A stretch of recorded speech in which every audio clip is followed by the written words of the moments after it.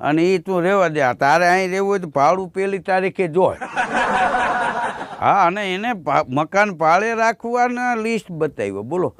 હા, એ કે પેલું એ કે તમારે આઈડી પ્રૂફ આપવું પડશે. બીજું એ કે ભાડા કરાર સ્ટેમ્પ પેપર ઉપર લખાવવા પડશે, એનો ખર્ચો તમારે ભોગવવાનો રહે.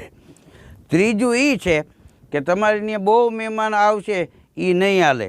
ચોથું એ છે સંડાસ બાથરૂમ ફળિયું ઓસરી એ તમારે સાફ કરવાના રહે. હવે સંડાસ બાથરૂમ તો એક જ હોય. ચોથું તો કે રાત્રે એ કે 10 વાગ્યે તમારે લાઇટ બંધ કરી દેવાની. પાંચમું કે લાઇટ બિલ તમારે ભોગવવાનું રહે.